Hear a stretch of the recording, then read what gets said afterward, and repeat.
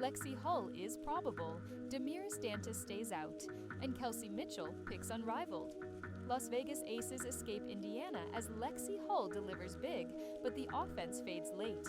Angel Reese to Atlanta Dream buzz grows as Brittney Griner weighs a new direction. Probable or problem? That was the question hovering over Indiana, as Lexi Hull missed practice with a back issue only hours before Game 3, raising alarms that one of the Fever's most reliable pieces might be limited at the exact moment her team needed every ounce of energy on the floor. It was a precautionary designation, coaches insisted, and the medical update placed her in the probable column. Yet fans could not shake the image of Hull in street clothes, joining Caitlin Clark, Chloe Bivens, and Sophie Cunningham on the bench mob rather than contesting shots on the court. The confirmed absence, however, belonged to Damiris Dantas, who remained out under protocol, leaving Indiana short on veteran stability against the surging Las Vegas Aces.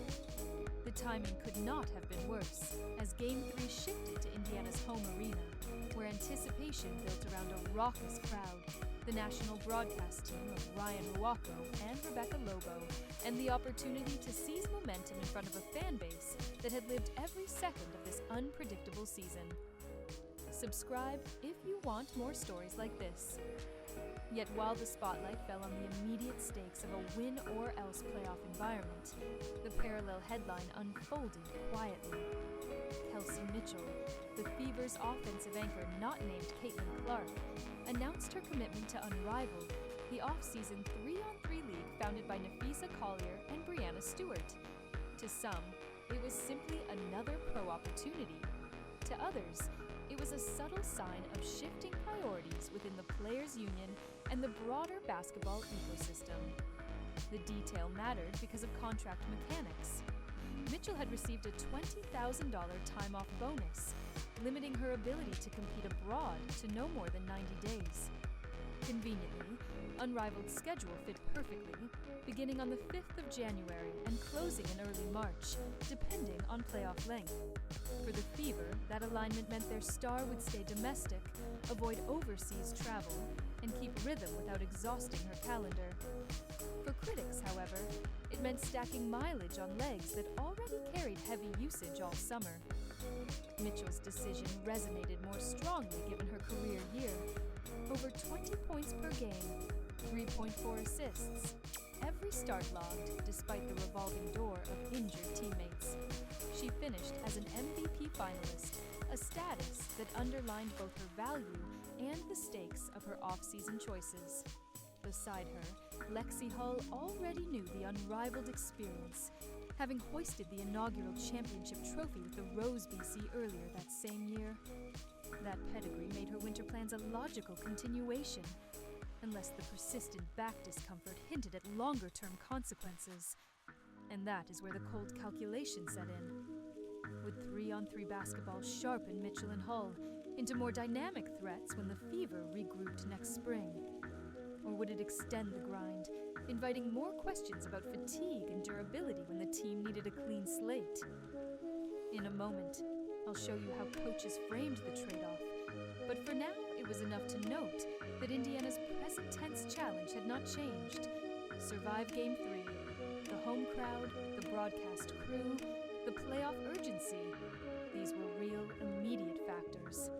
Yet the shadow narrative lingered, one part injury management, one part labor politics, one part fan perception. For Indiana, the season's arc had already been defined by juggling contradictions. Young stars versus veterans, core contracts versus free agency, health scares versus breakthrough performances. The coming hours would reveal whether those contradictions could coexist long enough to secure another game. The numbers said Indiana had the free throw advantage, yet the scoreboard showed a double-digit defeat. That paradox framed the bitter taste of Game 3, a contest that was neck and neck until late in the third quarter, before the Las Vegas Aces pulled away with relentless precision, leaving the Fever stunned on their own court. By the final whistle, the tally stood at 84-72, but context mattered. Much of the late disparity came from deliberate fouling, Indiana attempting the old clock stretch tactic to create miracle possessions. Before that sequence, it was Indiana who had actually attempted far more free throws than Las Vegas, a statistical quirk that underlined the true problem. Not whistle imbalance, but shot-making scarcity. In that void, Lexi Hull stepped up magnificently. Her defensive rotations were crisp, her timing at the rim impeccable, producing 2 blocks that electrified the crowd. She added 16 points, 10 rebounds, and efficient shooting, crafting a double-double that stood as a testament to her resilience, even with the lingering back issue. Could defense alone change a playoff outcome when the offense dried up? That question echoed louder than any cheer. Kelsey Mitchell tried to shoulder the scoring load, pouring in 21 points. But efficiency betrayed her. It took 26 attempts to reach that total, a volume-heavy effort that felt like climbing uphill against gravity. Across the court, Aja Wilson, ordinarily unstoppable, struggled to just 6 makes on 20 shots, yet even that inefficiency did not doom the Aces. Why? Because Jackie Young was surgical, delivering 25 points on 9 of 14, while Melissa Smith, in a cruel twist, punished her former franchise with efficient interior scoring and rim protection. If this surprises you, hit the like button and turn on the bell. The Fever's supporting cast faltered. Aaliyah Boston, billed as a cornerstone, produced only 12 points on 16 attempts, part of a longer trend of offensive struggles that had fans anxious. Natasha Howard, acquired as a supposed offensive jolt, remained muted, her stat line lacking impact.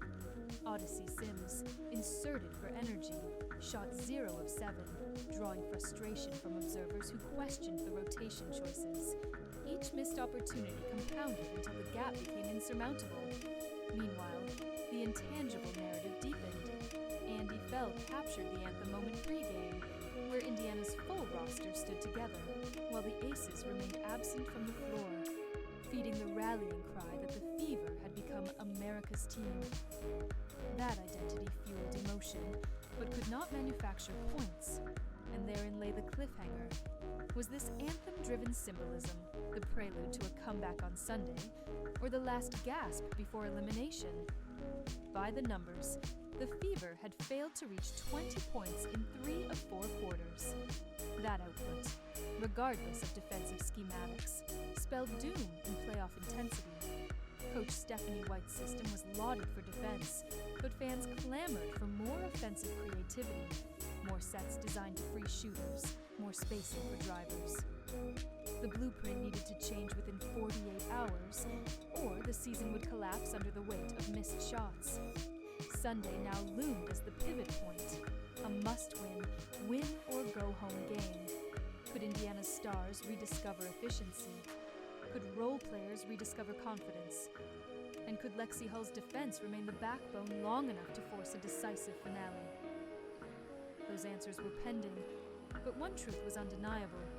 The Fever's margin for error had vanished. A cornerstone forward hinting at a departure, while a legendary center teases a pivot to streaming. 2 headlines, 1 potential destination. That was the cocktail swirling around the league as Angel Reese's future in Chicago collided with Brittney Griner's uncertain next chapter in Atlanta, with the Atlanta dream suddenly spotlighted as the logical intersection. The Chicago backdrop was combustible. Reports pointed to internal friction, with suggestions that the locker room dynamic had grown tense late in the season. Analysts predicted a roster overhaul, driven not only by free agency, but also by the unique pressure of a double expansion draft to stalk the incoming Portland Fire and Toronto Tempo. Within that turbulence, insiders framed the odds of Reese returning in a Sky uniform at only 20 to 30%. Enter the Atlanta scenario, with Ryan Howard blossoming into a bona fide two-way star and Alicia Gray enjoying a breakout year. The dream had perimeter firepower, but lacked a youthful front-court dynamo who could dominate the paint and energize the fan base.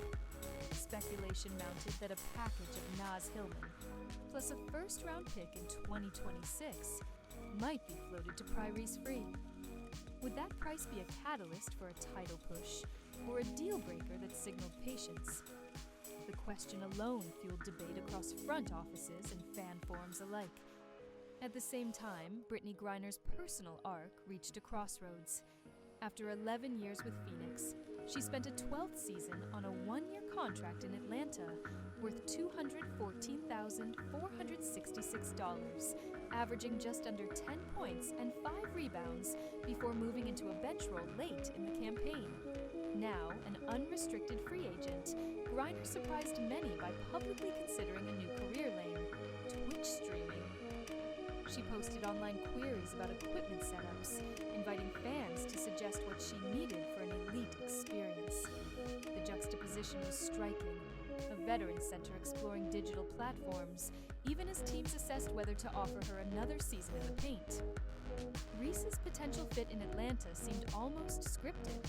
Her rebounding tenacity, her ability to energize crowds, and her market appeal dovetailed with a franchise already assembling strong guard play.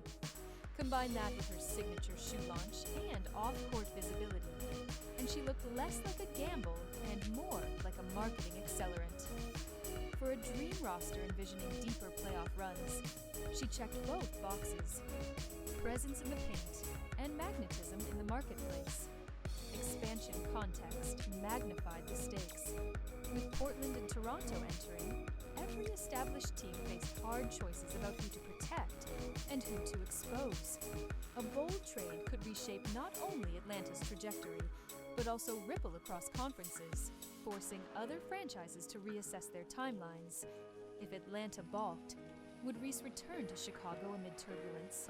Or would a surprise bidder, perhaps an ambitious West Coast team, step into the vacuum? The suspense built with every rumor cycle, and so the chessboard awaited its next move. One forward with reported tension in her current locker room, one veteran center weighing a new digital future, and a franchise poised between continuity and reinvention. The story was not yet resolved, but the narrative clarity was unmistakable. Atlanta could become the pivot point for both careers. Does Angel Reese replacing Brittney Griner in Atlanta make sense, or is the league heading toward a more surprising twist?